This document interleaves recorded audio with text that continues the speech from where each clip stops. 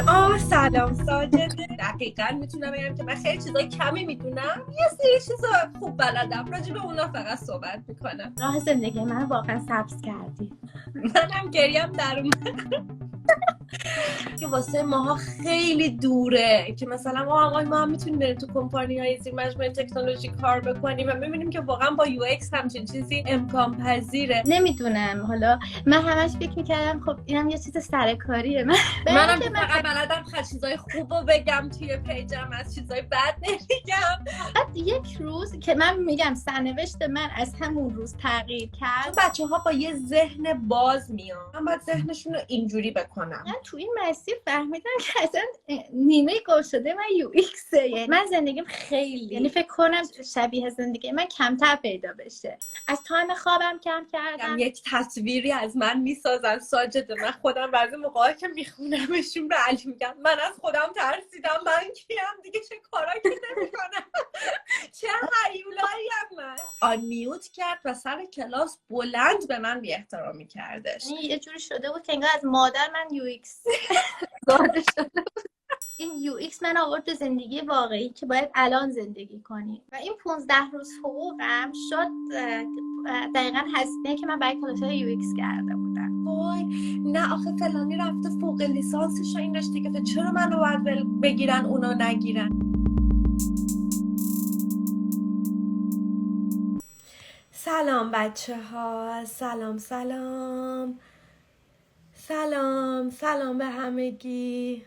خب بچه ها امروز میخوایم با ساجده صحبت بکنیم. ساجده از اتریش، اکتبر 2021، یعنی چند ماه پیش میشه اکتبر، مثلا 9 ماه پیش کلاس ها رو شروع کرد و 2 آفر کار گرفتش در طی 2 ماه گذشته و یکیشو شروع کرد. حالا میخوایم ازش بپرسیم در مورد تجربهش از کلاس ها و در مورد پروسه دنبال کار گشتنش. من منتظرم که ساجده بیاد. صافو مرسی 10 ماه پیش نمیکنه. سلام ساجده، چطوری؟ دیگه داشتم نگران میشدم. وای یادم استرس گرفتم. خب مرسی ساجده جون که وقت گذاشتی و اومدی، خیلی واسم ارزشمنده. من اشتباه که نمیکنم، تو بچه داری درسته؟ من بچه و کار جدید و دستنها بودن و اینا واقعا خیلی ارزشمنده برام که وقت تو گذاشتی و اومدی. مرسی ازت. مرسی از همسرم و بچه‌م که اینقدر من همراهی کردن که من بتونم هم کلاس‌ها رو شرکت کنم، هم امروز تو لایو باشم بعد از کارم. و از خودت که من امروز اومدم واقعا دینم رو به یو ایکس لند واقعا ادا کنم قبل از همه این داستانا. قربونت برم، مرسی ازت. دینی نیستش واقعا. من همیشه فکر میکنم چه بچه هایی که آمادگی دارن توی لایف بیان، چون میدونی که بچه ها خیلی هاشون اصلا دلشون نمیخواد کسی بدون تغییر رشته دادن. یعنی خودت دیگه میدونی بچه ها با چه شرایطی و با چه امیدی و با چه استرسایی میان سر کلاس، یا اصلا نمیخوان کسی بدون تغییر رشته دادن یا توی مثلا مسیر پیدا کردن کار دوباره هستن. شما واقعا همین که تلاشتون رو میکنین وقتی توی کلاس هستین و با روحیه این که چیزی یاد بگیرین میایین، نه اینکه بخوایم بگین ما چقدر از قبل بیشتر بلدیم یا چقدر ما بیشتر از تو میدونیم. کشی واسه من ارزشمنده، چون تقریبا میتونم بگم که، یعنی دقیقاً میتونم بگم که من خیلی چیزای کمی میدونم، یه سری چیزا خوب بلدم، راجع به اونا فقط صحبت میکنم. واقعا که بهمون میگی همون چیزایی که میگی خیلی کمه. خیلی برای زندگی های ما انقدر بزرگه و انقدر تغییرات بزرگ تو زندگی ما ایجاد میکنه، به خصوص تو زندگی خودم. من راجع به دیگران واقعا هیچ نظری نمیتونم بدم، ولی راجع به زندگی خودم انقدر تغییرات مثبت بوده که همیشه، یعنی دعای این که راحت همیشه سبز باشه از طرف منو همیشه داری. یعنی همیشه آرزو میکنم که راحت همیشه سبز باشه، چون راه زندگی من واقعا سبز کردی. قربونت برم، خوشحالم اینو ازت میشنوم ساجده. یه معرفی کوچولو از خودت داشته باشی، از بک‌گراند. من ساجدم، اتریش زندگی میکنم، لیسانس عکاسی داشتم از ایران، اینجا هتلداری خوندم، بعد الانم که تو کار یو ایکس جونیور یو ایکس دیزاینر هستم. منم گریم در اومد. دراماتیک شد. قبل از لایو به هم گفتی که یه مقدار هیجانی هستی و آره اینا. دیگه هیجان اینجا تخلیه شد به قول من. آره و خودت هم میدونی که منم چجوریم، هر وقت کار گرفتن بچه ها یا خوشحالشون رو میشنوم واقعا گریم در میاد، اشکم همیشه در میاد. دیگه چی بهتر از این که الان روبروی هم نشستیم و من خوشحالی تو رو دارم میبینم. بک‌گراند عکاسی و هتل داری، یعنی چیزی که اصلا آدم شاید فکرشو نکنه که به حوزه تکنولوژی و به کمپانی‌های تکنولوژی میتونه راه پیدا بکنه. یعنی یه چیزی که واسه ماها خیلی دوره که مثلا ما هم میتونیم بریم تو کمپانی‌های زیر مجموعه تکنولوژی کار بکنیم و ببینیم که واقعا با یو ایکس همچین چیزی امکان پذیره. چی شد که با یو ایکس آشنا شدی و چی شد که اومدی یو ایکس لند؟ من قبل از این اصلا کلا با یو ایکس لند آشنا شدم، من پیج خودتو داشتم. من از همون جایی که قبلا هم بهت گفتم خونه ها رو میرفتی میدیدی، من کلا از اون موقع فالوت کردم و خونه ها رو میومدم میدیدم، تا اینکه توی همین مسیرات تو استوریا که دیدم خب یه چیزی از یو ایکس لند میگی، ولی اصلا هیچ ایده ای نداشتم اصلا یو ایکس چیه که حالا بخواد یو ایکس لند بشناسم. یه مدت شروع شد که اینکه من اینا رو فالو کردم، بعد فهمیدم یو ایکس لند چیه، متوجه شدم یه دوره هایی که برگزار میشه در همین حد. ولی خب یو ایکس رو یه چیز کلی همینجوری که یو ایکس چی هست یه چیزایی ازش قبلا از بعضی از آدما شنیده بودم، ولی اصلا که بدونم تخصصشون چیه، کارشون چیه، هیچ ایده ای نداشتم. با یو ایکس لند آشنا شدم، ولی خب خیلی طول کشید من کلاس‌ها رو ثبت نام کنم. یعنی من فکر کنم واقعا 1 سال طول کشید که من کلاس‌ها رو بخوام بیام شرکت کنم، اصلا تصمیم به شرکت گرفتن این کلاس‌ها کنم. چون نمیدونم، حالا من همش فکر میکردم خب اینم یه چیز سرکاریه، من میام مثلا میای شهریت رو میدی، پولتو پرداخت میکنی، همین اتفاقا میفته، بعد خدافظ داستان تموم شد. منم فقط بلدم چیزای خوب رو بگم توی پیجم، از چیزای بد نمیگم. خلاصه یه چیز طبیعیه که اتفاق میفته برای خیلی از بچه‌ها افتاده. اصلا اون حس این که من بخوام اون اعتماد رو پیدا کنم، نمیدونم، حالا من شاید شخصا آدمیم که دیر میتونم به آدم‌ها اعتماد کنم یا اعتماد کردم به مصدق بود، یعنی کلا اصلا نمیدونم، این شاید از شخصیت خودم میومد. بعد یک روز که من میگم سرنوشت من از همون روز تغییر کرد و میخوام که امروز شاید 1 نفر این لایو رو ببینه و شاید یعنی اون اتفاقی که برای من افتاد در جریان زندگیش بیفته، واقعا یکی از دلایلی که این لایو رو شرکت کردم این بود. من یه روز هیچ وقت یادم نمیره تو ماشین بودیم توی راه، بعد توی استوری یو ایکس لند یه نفر یه ویدیو برات فرستاده بود که جاب پیدا کرده بود، بعد توضیح داده بود که سلام گرشید من جاب پیدا کردم. بعد اون لحظه که من اینو دیدم اصلا نمیدونم، انگار یهویی یه چیزی در من اصلا شروع کرد به اینکه خب پس منم میتونم، منم میرم. من به حرفای تو اعتماد کردم، به حرفای تو که هیچ بک‌گراندت مهم نیست، هیچ چیزی مهم نیست بلد باشی. من با اعتماد به این حرفت وارد کلاس شدم، با اعتماد به این که گفتم خب مسئولیتش هم میپذیرم دیگه، خب حالا دیگه اشکالی نداره دیگه، ما تو این راه کلا همه چی ما همیشه هزینه کردیم، خب اینم اشکالی نداره، اگه سوخت دیگه. با مسئولیت خودم اومدم سر این کلاس ها شرکت کرد، یعنی این مراحل اولیه‌اش رو طی کردم که بلافاصله بعد از اون استوری که من دیدم ایمیل فرستادم و بعد از همون استوری 2 روز طول کشید تا جواب ایمیلم دریافت کنم. منتظر بودم تا دقیقاً هم یادمه آگوست بود من این استوری رو دیدم و برای کلاس‌های اکتبر ثبت نام کردم و اون روز بود که یعنی کلا من خودم رو به دست سرنوشت سپردم و به حرفای تو اعتماد کردم که گفتی بک‌گراندتون مهم نیست و اومدم سر کلاس با یه بچه. من چی دارم فکر میکنم؟ به تلاش تو دارم فکر میکنم.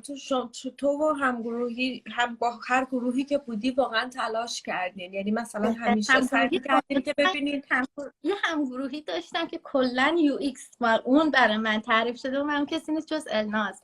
یعنی من کلا این یو ایکس رو کلا الناز میبینم، یعنی همه جای یو ایکس با من بود.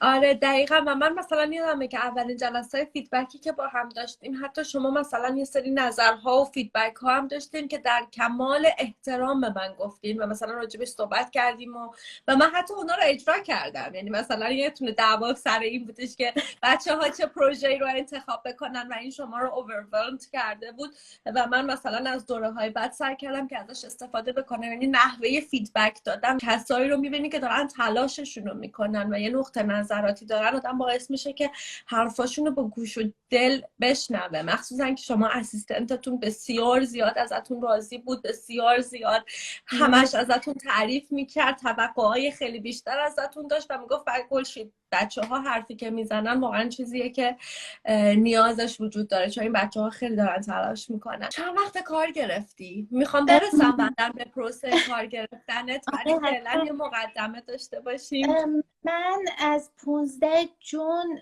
میرم سر کار، یعنی الان 1 ماه و 7-8 روزه. و تو بین 2 تا جاب آفر مونده بودی. آره دقیقاً. اتفاقا مشورتی که باهات کردم باعث شد که بتونم تصمیم بگیرم تو کدوم جابو بگیرم. یعنی اون روز، یعنی واقعا قصد سردرگم بودم، همسرم گفت بهترین کسی که میتونی بپرسی گلشیده. و من اون روز که اصلا بعد پیغام زدم و اصلا چیزی که بهم گفتی، توضیحی که بهم دادی دقیقاً همون چیزی بود که دقیقاً اون کلاف گم شده ذهن من بود. آره خب میخوای برام بگی که چه جابایی بود و بین چیش مونده بودی و چی بهت کمک کرد که یک رو انتخاب کنی؟ آره من کلا 5 تا مصاحبه رسمی داشتم. یعنی اگه بخوام بگم چند تا مصاحبه داشتم، رسما 5 تا مصاحبه بود که 3 تاش واقعا مصاحبه های جدی بود.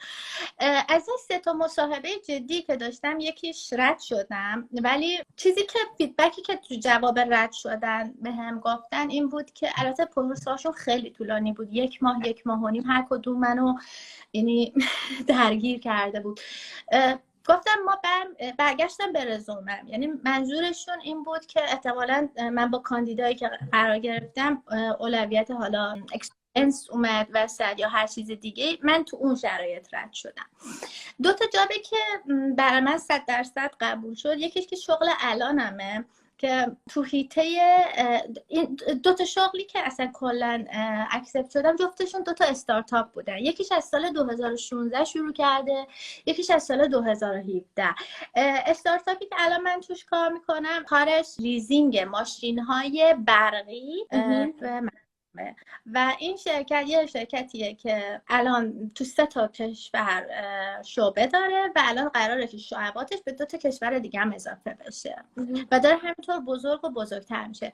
و نقش من تو این شرکت کلا خودم نقشم واقعا نمیدونم انقدر که یعنی تو حیطه یو ایکس و یو آی، یعنی هم یو ایکس رو من کار میکنم هم یو آی، ولی تا اینکه چیکار کنم که مارکتینگشون خوب باشه، تو بخش آنلاین شاپینگشون چه آفرای من میتونم براشون بدم برای بهبود کارشون، تو بخش سیل با مدیر فروششون باید جلسات داشته باشم که خب چه چیزایی مانع شده که این مشتری ها تمام اون قراردادها رو به مرحله پایانی نرسونن و این کار مسئولیت منه. ببین خیلی جالب بود برای من ساجده گفتی که نمیتونم کامل توضیح بدم چه کاری انجام میدم، چون ممکنه توی اون شرکت خیلی ها یو ایکس دیزاینر باشن حالا یا در آینده بیان و وظایف هر کدومتون متفاوت باشه، تو بخش‌های متفاوت باشین، تو پروداکت‌های متفاوت با تیمایی که میافتین کارهای متفاوتی انجام بدین.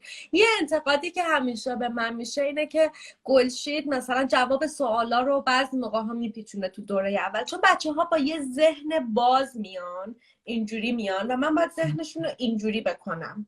یعنی جواب خیلی از سوالها رو سر کلاس دادن، اولا اون شخص رو به جواب نمیرسونه، دوما 50 نفر دیگر رو گیج میکنه که چی بود چی شد. اول باید الف ب رو یاد بگیرین، بعد که وارد کار میشین تمام این سوالا حل میشه. یعنی الف ب رو یاد نگرفته دنبال جواب این سوالا بودن یک کلاف سردرگمه که به نتیجه نمیرسه. بنابراین من همیشه خواهشی که از بچه ها دارم اینه که اولا فکر نکنین که معلمتون علامه دهره. من همیشه فکر میکنم که یه چیزی که باعث میشه آدم قدرتش رو نشون بده اینه که بدون چیا رو بلد نیست. منم خب خیلی چیزا رو نمیدونم بنا به تجربه محدود خودم که حالا توی اینداستری بودم خیلی چیزا رو میدونم، بنا به مطالعاتم خیلی چیزا رو هم تئوری میدونم. بنابراین لازم نیستش که همه اونا رو آدم بلد باشه، لازمه اون الفبای اولش و الفابت اولیه‌ش رو بلد باشه. سر کار که میری اینا رو یاد میگیرین، یعنی بهتون یاد میدن، میذارنتون سر جای درست و ترینتون میکنن. میدونین چی میگم؟ بهتره که بچه‌ها بیان به جایی که به آینده فکر کنن، همون اولش رو سعی کنن یاد بگیرن. و شما دیدین که چقدر قدم به قدم رفتین جلو و چقدر پیشرفت کردین. تجربت از دوره اول چطور بود؟ چی شد که دوره دوم اومدی؟ دوره اول برای من یعنی واقعا، حالا خیلی از آدما توی این دوره ها خودشون متوجه میشن واقعا یو ایکس به دردشون میخوره یا نه. من دقیقا تو این مسیر فهمیدم که اصلا نیمه گم شده من یو ایکسه. یعنی انگار که واقعا من خودم انگار ناخودآگاه نه که حالا یو ایکس رو انجام میدادم، یعنی همش تو ذهنم همیشه دنبال یه چیزایی بودم همیشه. یعنی دقیقا یو ایکس یه سری ماجراجویی میخواد. احساس میکنم یه کنجکاویه که از درون میاد و اون کنجکاویه رو من ناخودآگاه داشتم. بعد توی یو ایکس اتفاقا این پرورش پیدا کرد و توی مسیر قرار گرفتم. خیلی تجربه خوبی بود، یعنی بهترین تجربه من، یعنی میتونم بگم کلاس دوره اولمون بود. یعنی هیچ وقت یادم نمیره من، یعنی خب ابزارهای مثل فیگما و اینا رو هیچ ایده‌ای نداشتم، اصلا نمیدونستم باهاشون چجوری میشه کار کرد و هیچ. پروژه اولمون رو که 3 هفته بعد از این شروع کلاس بود و من یادمه که کلاژ کردم. یعنی من با کلاژ درست کردم که بتونم تو اون برنامه مارول بذارمش. به حرفت اعتماد کردم، یعنی واقعا بدون هیچ بک‌گراندی من وارد شدم. یعنی چقدر پروژه دوره دومتون که رو فیگما کار کردین، چقدر از تکنیک‌های واقعا پیشرفته فیگما استفاده کردین. یعنی به فاصله 4 ماه شما از چیزی که نمیدونستین چه پروژه‌ای تحویل دادین. من و الناز تونستیم یه تیم خیلی خوبی بشیم، یعنی تونستیم یه دونه ترکیب خوبی از یو ایکس و یو آی بشیم برای پروژه هامون. یعنی من خیلی چیزا رو واقعا همیشه سر کلاس اونقدر با دیتیل گفته نمیشه، ولی خب خیلی چیزا رو توی کار گروهی یاد گرفتم. دقیقاً همین اتفاق قراره اصلا بیفته. چون من فکرم اینه که بچه‌ها، من الان این 2 ماه سر کلاس باهاتونم، بعدش نیستم. شما باید توی این 2 ماه یاد بگیرین که چجوری برین دنبال جواب سوالاتتون. اگر سوالی داشتین تیم هست ساپورتتون بکنه، ولی اگه نتونستین جوابشو به دست بیارین، احتمالاً فرقشو، چون تو کلاس عرفان هم شرکت کردی، فرق کلاس منو با کلاس عرفان دیدی. یعنی تو کلاس من مطمئنم بچه‌ها یه سرچ ساده بکنن جوابشون رو پیدا میکنن، بنابراین میگم برین دنبال جوابتون. سر کلاس عرفان میدونی بچه‌ها نمیتونن جواب سوالشون رو پیدا بکنن، ریسورس ها وجود نداره. ما با یه پیش زمینه از یو ایکس و یو آی میایم سر کلاس عرفان، یعنی لول بچه‌ها خیلی باز فرق میکنه با اون بخش اولیه که میایم سر یو ایکس. خب شاید هیچ کدوممون اونقدر راجع به اصلا دیزاین و یو ایکس و اینا هیچی ندونیم. سر کلاس سر کلاس عرفان اون 2 تا دوره قبل رو گذروندیم. وقتی میایم لول بچه‌ها کاملا متفاوت میشه، سطح سوالا اصلا کلا فرق میکنه. و به نظر من، یعنی من هر دفعه بیام کلاس عرفان شرکت کنم یه چیز مطلب جدید میتونم یاد بگیرم، به خاطر اینکه عرفان اینجا درس میده، این دیگه من شاگردم که تا کجای این سطح بیام بالا. من بعد از کلاسای یو ایکس و یو آی، این یو آی ادوانس دیگه مغز من این شکلی بازتر کرد، یعنی دیگه یه فضای فراتر از اون چیزی که تو ذهنم بود و بهم نشون داد و اتفاقا خیلی بهم کمک کرد تو این که بتونم کار گرفتنم ازشون استفاده کنم، چون از این چارچوبی که همه توش بودن خارج شده بودن. دقیقاً همینه و بچه‌ها واقعا فیلتر شدن. یعنی انقدر درخواست برای کلاس عرفان زیاده و خب عرفان خیلی وقت زیادی نداره که بتونه 2 الی 3 تا کلاس رو در هفته برگزار بکنه و ما فکرمون اینه که اوکی ما همیشه میخوایم رو کوالیتی کار بکنیم. درسته که بچه‌های دیگه بیان اوکی وی میک مانی، ما پول میسازیم، ولی این بچه‌های خودمون نمیتونن استفاده بکنن. سوالای آف میاد وسط، کوالیتی کلاس از بین میره و عرفان نمیتونه همینطوری دیگه با اطمینان به این که بچه‌های دانش اولیه قوی دارن شروع بکنه به صحبت کردن. سر چیزای خیلی بیسیک وقت میره. بنابراین بچه‌ها فیلتر شدن بچه‌هایی هستن که راهشون رو مطمئنن که یو ایکس و یو آی هستش و تو این زمینه میخوان به صورت اسپسیفیک پیشرفت بکنن، میان سر کلاس میشینن و معمولا نتیجه‌ای که بچه‌ها از کلاس میگیرن، اون چیزی که یاد میگیرن درخشانه. حالا دیگه بستگی داره که هر کدوم باهاش چه سازی مینوازن و چه کار میکنن. برای بچه‌هایی که میخوان بیان کلاس و شرکت بکنن دوره های بعدی رو، حالا یا این دوره، چه پیشنهادی داری که چطوری میتونن بیشتر از کلاس استفاده بکنن ساجده؟ من زندگیم خیلی یعنی فکر کنم توی این همه بچه‌هایی که الان بخوام بیان شرکت کنن شبیه زندگی من کمتر پیدا بشه. من بچم کوچیک بود، 2 روز در هفته کار میکردم، 2 روز در هفته کلاس زبان داشتم و حالا میخواستم کلاس تو هم بهش اضافه کنم به این برنامه. و توی یک کشوری هستی که انگلیسی زبان نیستش، اتریش و خب این یه چالش مضاعفه همیشه. من یعنی این برنامه هفته من اینطوری میشد که دوشنبه چهارشنبه کلاسای گرشی، سه‌شنبه پنجشنبه کلاسای زبان، جمعه شنبه سر کار، یک شنبه میموند که بعد اسایمنت هامونو برات میفرستاد. یعنی کلا این برنامه زندگی من بود و به خصوص که من خیلی برنامه زندگیم فشرده شد. از این که فشرده شد خیلی راضیم. من نتونستم خیلی چیزا تو زندگیم تغییر بدم. از شبانه روز از تایم خوابم کم کردم و تونستم که به این نتیجه برسم. به نظر من بچه‌ها زمانی موفق میشن که نسبت به اون چیزی که تو اون راهی که هستن مطمئن باشن. وقتی که مطمئن بودن که تو این راه درستن، همیشه تلاششون رو میتونن بکنن و هیچ خستگی از پادرشون نمیاره. من توی اون دوره هایی که شروع میشد من شباش که 4 ساعت بیشتر نمیخوابیدم. اونم میگم سبک زندگی من قطعا خیلی متفاوت بود با بچه‌های دیگه، ولی خب الان که امروزه خیلی خوشحالم از این زحمت‌هایی. همیشه به من میگن یه سری میگن که دانشجو هستیم میتونیم شرکت بکنیم، ما بچه داریم میتونیم شرکت کنیم.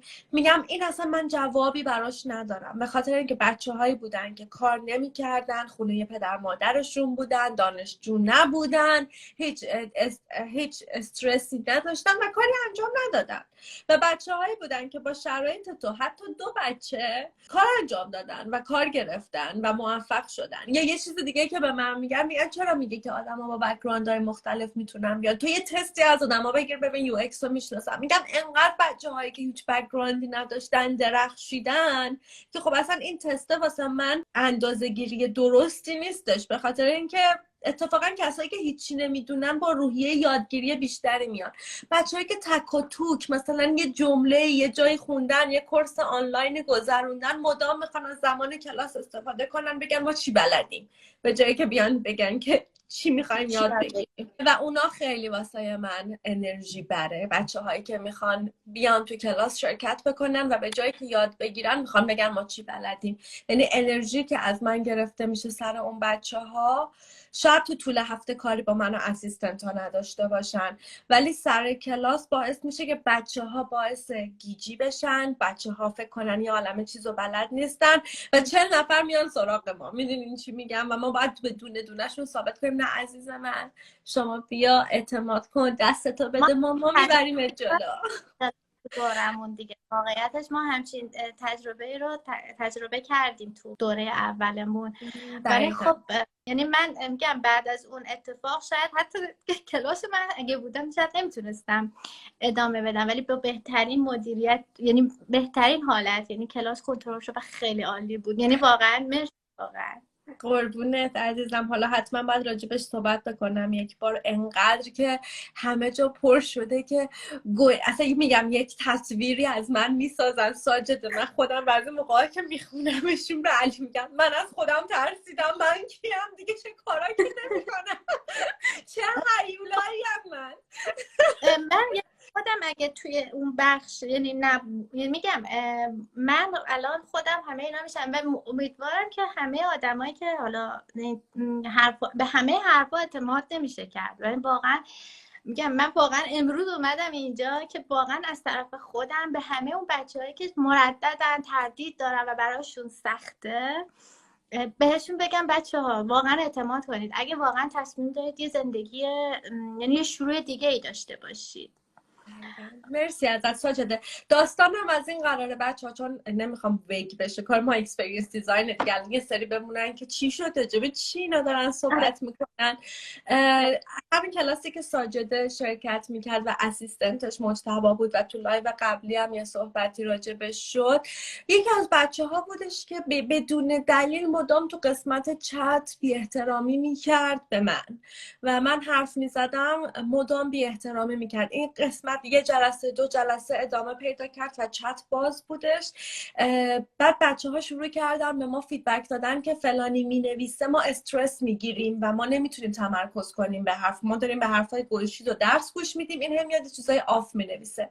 جلسه سوم که این اتفاق داشت تکرار میشد، ما قسمت چت رو بستیم که کسی نتونه کامنت بذاره که حالا به خاطر یه نفر 50 نفر دیگه تمرکزشون به هم نریزه، چون من میتونم تمرکز بکنم، یعنی من میتونم اون موقع اصلا ایگنور کنم و چیز نکنم. خلاصه این خانم دیدش که قسمت چت بسته شده، آن میوت کرد و سر کلاس بلند به من بی احترامی کردش و چون این اتفاق 3 بار افتاده بودش و بچه های دفعه همه چشا گرد شد، همه ناراحت شدن. خب جو وقتی همچین اتفاقی میفته ناراحت کننده میشه دیگه، یعنی مثلا بابا نیومدن دنبال حاشیه، بچه ها اومدن درس یاد بگیرن و منم حالا شخصیت اینستاگرامم که اینجوری میخندم با کار حرفه‌ایم فرق داره.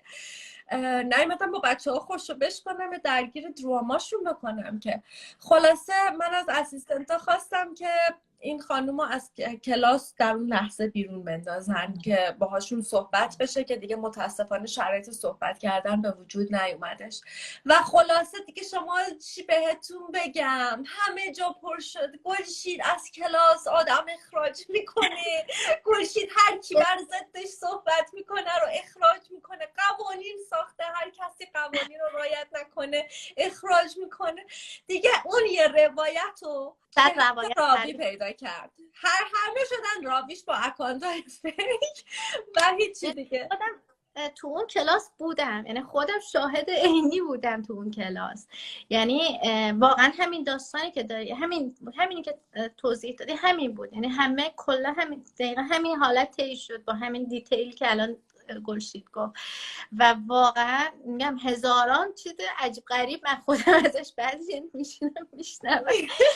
آره و من بعد از اینکه این اتفاق افتاد من تو 2 دقیقه جمعش کردم و تا آخر کلاس درس دادم. حتی یکی از بچه‌ها که دوست اون خانم بود دستشو بالا گرفت و گفت بیا راجع به این موضوع صحبت کن. گفتم وقت بچه‌ها ارزشمنده، من نمیتونم راجع به این موضوع صحبت بکنم، ولی هر کسی خواست میتونه آخر کلاس بمونه و راجع بهش صحبت بکنیم که خب هر کسی خواست موند و راجع بهش صحبت کردیم و گفتم که من متاسفم که نمیتونم اونجوری که شما میخواین رفتار بکنم، این رفتار منه، ممنون میشم اگر این رفتار منو میپذیرین که برام بقیه بچه ها مهمتر از یه نفرن که میخواد آشوب بپا کنه، این برای شما ناراحت کننده است.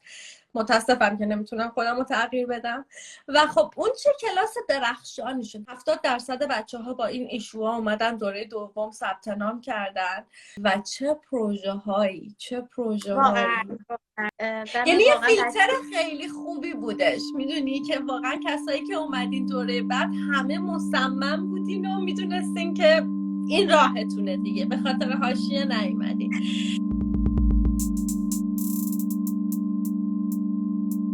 مرسی ساجده. میخوام برم دنبال پروسه کار پیدا کردن.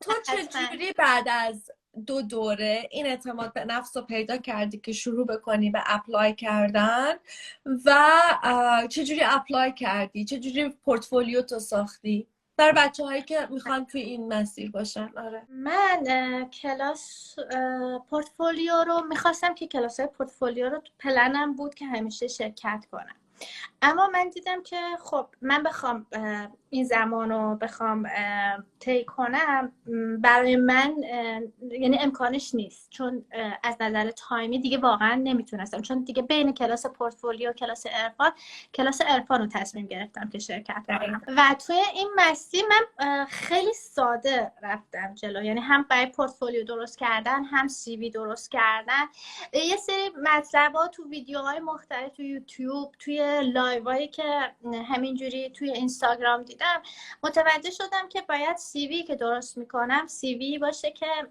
یعنی دقیقاً راجع به UX باشه، هم از نظر طراحیش، هم از نظر کاربریش، هم از نظر اینکه همه صفحه بتونه اینو احساس کنه که من UX رو بلدم. اینقدر یعنی UX خوندم، یعنی این کار اخیر من بوده. من CV که طراحی کردم یه CV بود که یعنی یه جوری شده بود که انگار از مادر من UX زاده شده بود. یعنی هر جا رو نگاه میکردم فقط اطلاعات راجع به UX داده بودم و یه آپشن گذاشته بودم روش که مثلا کاربریشو برای اون حالتی که PDFی که براشون میره براشون راحت تر کرده باشم. این از بخش CV.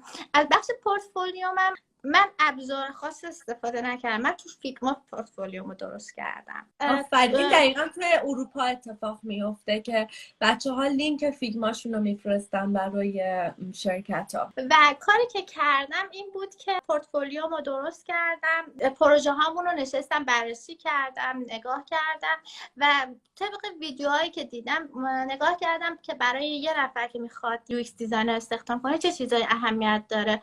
اونا رو سعی کردم بولد کنم تو پورتفولیوم، بیشتر یعنی بیشتر روشون فوکوس کردم تا اینکه پورتفولیومو کوچولو هی هر چند وقت یه بار اومدم بهش یه چیزی پروژه به پروژه اضافه کردم. یعنی من برای اوایل که برای کار اقدام می‌کردم پورتفولیوم یه پروژه داشت، بعد که دوباره کوچولو بهش میرسیدم 2 پروژه داشت، بعد دیگه هی کوچولو بهش اضافه شده بود تمام دوره‌ای که طی کرده بودیم بهش.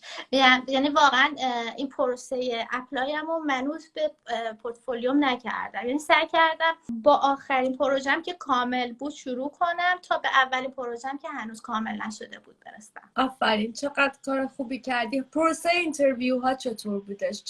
توی اروپا حالا تو اتریش چطور هستش؟ تو اصلا کل اروپا شروع کردی اپلای کردن یا فقط اتریش اپلای کردی؟ من فوکوسم گذاشتم تو اتریش چون میخواستم که کارم طوری نباشه که فقط هوم آفیس باشه. دوست داشتم که بتونم برم با آدما کار کنم. احساس میکردم که بهتر میتونم با چالش و کنار بیام که الانم فکر میکنم دقیقا همین اتفاق افتاده.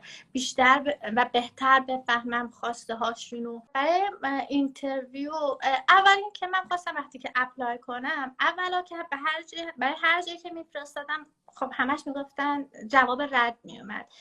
بعد من یه بار اومدم نشستم با خودم، خب گفته بودی نترسید از منم نمیترسیدم کسی بهم بگه نه نمیخوایم، ولی به خودم گفتم من باید این شانس رو به خودم بدم که اینترویوی اول رو بگیرم. اینترویوی اول منو به اینترویوی میرسونه که چالنجه. من 100% مطمئن بودم یعنی هر تسکی رو به من بدم من از پسش برمیام. به خاطر همین سعی کردم که دونه دونه این جابا رو که با CV مطابقت بدم. نگاه میکردم که چه چیزای اونا میخوان، چه چیزایی تو CV من یعنی تو من دارم که بهشون بتونم ارائه بدم. برای همین اینطوری شانس خودم رو برای اینترویو گرفتم بالا. بعد سعی کردم حالا اگه قبلا برای 10 تا جا میفرستادم این 10 تا رو کردم 5 تا، ولی شانس اینترویوم بیشتر شد و اینترویو خیلی سریعتر گرفتم. مرحله اول اینترویوش خب کاملا یه تریک داشت، یعنی خودم توضیح دادم و واقعا چیزی که من بهشون توضیح دادم این بود که گفتم UX زندگی منو تغییر داد. یعنی واقعا این چیزی که دارم میگم یه چیز واقعیه. UX زندگی منو تغییر داد. تغییرشو تو زندگی خودم دیدم. من خب آدمی بودم خب خیلی به گذشته آینده خیلی درگیر بودم. UX باعث شد من تو حال زندگی کنم. انقدر که من باید تو حال باشم، انقدر باید حواسم توی حال باشه. این UX من آورد به زندگی واقعی که باید الان زندگی کنی و این چیزی بود که این داستانی بود که من تو اینترویو هم میگفتم و خیلی پوینت خوبی بود برای اونا وقتی اینو میشنیدن. و مثال هایی که مثلا میگفتم بهشون، مثلا میگفتم آره من مثلا میخواستم چنین کاری بکنم، بعد اول UXش اومد جلوی چشم. اینها همه باعث شد که اونا متوجه شن که چقدر تو زندگی من نقش پیدا کرده. چقدر عالی. وسط یه صحبتمون موندیم ساجده، بین 2 تا شرکتی که موندی یکیشو گفتی که چه کاری انجام میدن، یکی دیگر رو نگفت. شرکت دوم شرکتی بود که کلا کارشون مربوط به این بود که کوکی رو کلا از سیستم حذف می‌کردن و یه اسکریپتی داشتن، یه کدی داشتن که با اون کد میتونستن این آنالیزا رو برای شرکت‌هایی که باهاشون قرارداد دارن در اختیارشون قرار بدن، به جای اینکه از آفرین بهت که دقیقاً میدونی چه کاری میکردن، به خاطر که خیلی از بچه‌ها به کلا کاری که شرکت میکنه کاری ندارن، یعنی نمیرن راجبش استادی کنن ببینن چیه. من راجع به هر شرکتی که اینترویو داشتم کلا در می آوردم کی چه کار میکنه، چه کسایی توش دارن کار میکنن، این آدما که کار میکنن اصلا کلا با چه برنامه‌ای داره دیولپرش کار میکنه، همه اینا رو میرفتم حالا از طریق لینکدینشون اینا در می آوردم. شاید حالا به کارم نمی اومد ولی خب یه بک‌گراندی به من میداد، یا حتی میتونستم یه جورای سن و سال آدمایی که تو اون شرکت کار میکنن دستم بیاد، یعنی یه جورایی مثلا میرفتم وبسایتاشون رو میدیدم، به هر حال آدم یه چیزایی دستش میره تو وبسایتاشون. شرکت دوم خب خیلی آفر حقوقش هم خیلی بهتر بود و بیشتر بود، ولی خب بخش هوم آفیسش خیلی بیشتر بود، بخش که من برم توی شرکتشون تو خود شرکت مستقیم کار کنم کمتر بود.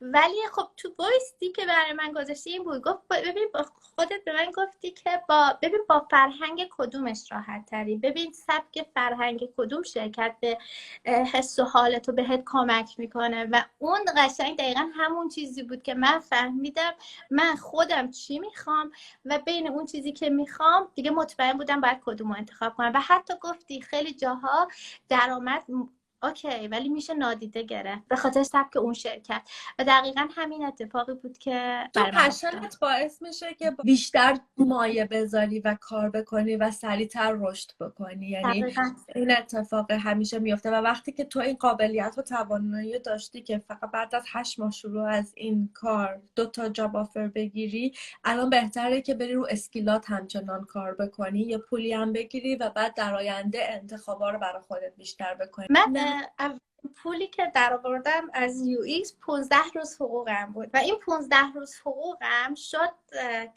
دقیقا هزینه که من برای کلاس‌های یو ایکس کرده بودم. انقدر حسش خوب بود، یعنی گفتم خدای من چقدر شیرین، یعنی آدم لذت می‌برد، یعنی که انقدر سریع بعد از اینکه یه دوره گذروند شروع کرد به درآمد در آوردن و همه این داستان. خیلی حس خیلی خوبی بود. من همیشه میگم دوره یو ایکس چنان انرژی از من همیشه میگیره که اولا که من خودم الان با فیلتر در خدمتتونم، خودم نسبت 2 سال پیشم میبینم میگم چقدر تو تغییر کرده قیافت گلشید. چون بچه‌ها بعد از 4 سال 6 سال 10 سال دانشگاه که نتیجه نگرفتن اومدن یه دوره 2 ماهه ثبت نام کنن و من هر چقدر بگم گارانتی نمی‌کنیم، اومدیم یاد بگیریم. تازه با اینکه بچه‌ها اینقدر نتایج درخشان دارن، من مدام میگم بچه‌ها فکر نکنین میایین اینجا کار میگیرین، همش بستگی به خودتون داره. ولی واقعا انتقام اون 4 سال 6 سال 10 سالو میان از این 2 ماه کلاسه بگیرن. و خب من چون تو اینستاگرام فعال هستم یا حالا قبلا بیشتر بودم و اینا، یه ذره نگاه‌ها و حمله‌ها روم بیشتره، یعنی مثلا همیشه یک سری کمی خیلی کم که خب خیلی همون افراد کم انرژی بر هستن که میدونی، یعنی مثلا اینجوریه که خب چی شد الان، چی شد فردا، چی میشه، ما چی کار میتونیم بکنیم. ولی واقعا بچه‌ها نتیجه میگیرن اگه بذارن پشتش، واقعا نتیجه میگیرن. و به نظر من همون دوره اول خیلی چیزا برای همه مشخص میشه که واقعا این راهشون هست یا نه. من خودم یادمه که دوره اول که تموم شد، وقتی دوره دوم شروع شد بازم هنوز مردد بود، گفتم نکنم من دارم راه من نیست، یعنی ولی خب باز تونست، یعنی وقتی که واردش شدم، چون به خاطر اینکه خب حجم پروژه ها هست، همه این استرس ها همه اینا با هم بود، باعث شد که من بفهمم در نهایت نه، من واقعا انگیزشو دارم، علاقه‌ش هم دارم و میتونم واقعا ادامه بدم. فقط باید آدما با خودشون چیز باشن، راست باشن، واقع گرا بودنه. همیشه من میگم و البته این اصلا نمیخوام که روحیه بچه‌هاییم که هنوز کار نگرفتن رو بگیره، چون متغیرهای دیگه، فاکتورهای دیگه هم مثل شانس و جغرافیایی که زندگی میکنن وجود داره و شرایط روحی آدم. من سعی میکنم تو کلاس اعتماد به نفس بچه‌ها رو خیلی زیاد روش کار بکنم، ولی بازم یه چیز اکتسابیه و برای بعضیا زودتر به دست میاد، برای بعضیا دیرتر به دست میادش. واقعا تعداد جاب هایی که وجود داره از تعداد افرادی که آماده گرفتن اون کار هستن بیشتره. یعنی من همیشه میگم که خودتون برید دنبالش، خودتون رو هی تقویت بکنین و دنبال کار باشین. الان یکی دیگه از بچه‌ها که حالا 2 هفته دیگه باهاش لایو دارم از آمازون کار گرفت. آمازون معروفه به اینترویوهای خیلی نفسگیر. 2 تا بچه داره، شغل فول تایم داشتش، 2 تا بچه کوچیک و اونا بره 2 تا جاب آفر مون خدا ما انتخاب بکنه. یعنی جابه هستش، این توانایی هستش، رو اعتماد به نفس کار کردن هستش. اون حرفی که تو زدیم گفتی من میدونستم هر چالنجی جلوم بذارن من میتونم حل کنم. این فکری که داشتی خیلی مهمه و به این فکر نکردی وای نه آخه فلانی رفته فوق لیسانسش این رشته که چرا منو باید بگیرن اونا نگیرن. من بعد کلاس نمیدونم حالا اعتماد به نفس کاسه بود یا هر چیز، من یعنی میگفتم هیچ چیزی نیست که به من بدن من نتونم از پسش بر بیام.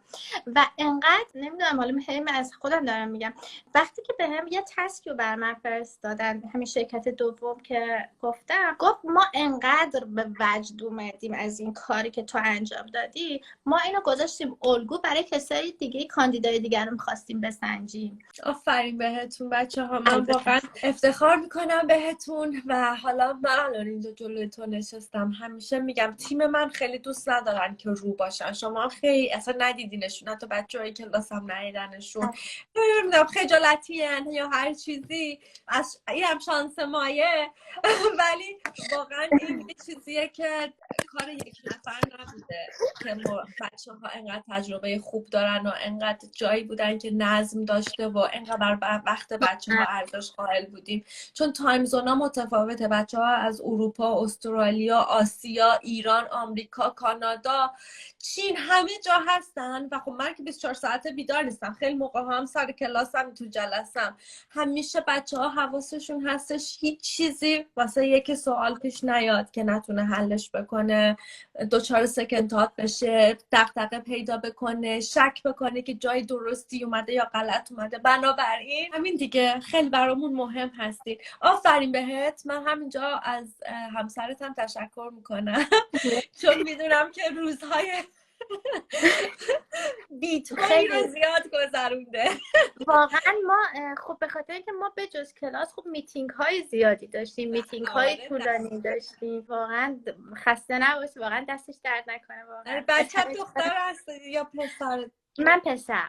پسرت هم ببوس و من مطمئنم که بسیار زیاد به جفتتون افتخار میکنه که انقدر مادر پدر همراهی داشته که با هم برن جلو و از زمانی که دارن و از ریسورس هایی که دارن نهایت استفاده رو بکنن. مطمئنم که تو در آینده خیلی بیشتر میدرخشی ساجده. ممنونم ازت که اومدی لایو. اگر که صحبت نهایی داری برای بچه ها؟ من که صحبتی واقعا خاصی ندارم، ولی امیدوارم اگه بچه ها کسی توی این لایو بود یا این لایو رو بعدا میبینه شک و تردیدی داشت، واقعا امیدوارم شک و تردیدش برطرف بشه. بازم من کاملا باز نسبت به این موضوع، اگه سوالی بازم دارن هر کسی هر سوالی داره باز میتونه از من بیاد بپرسه، من براش واقعا توضیح میدم. حالا تو چه بخش جاب گرفتن باشه، چه تو بخش این که بخوان تو این کلاس شرکت کنن یا هر چیزی، من همه جوره به همشون کمک میکنم.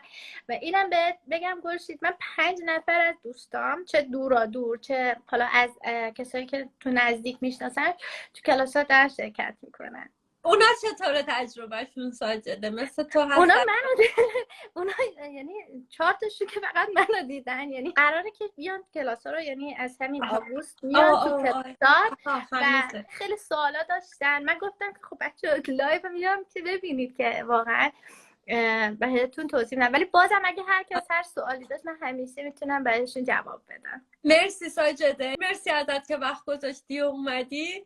من اکانت تو میذارم، آیدی تو میذارم. امیدوارم که خیلی وقتت گرفته نشه. هیچ وقت فکر نکن مسئولی که جواب همه بچه‌ها رو بدی. هر کاری که بکنی لطفه. همینم که توی لایو اومدی لطف خیلی بزرگی در حق من و خیلی هایی که میان کردی.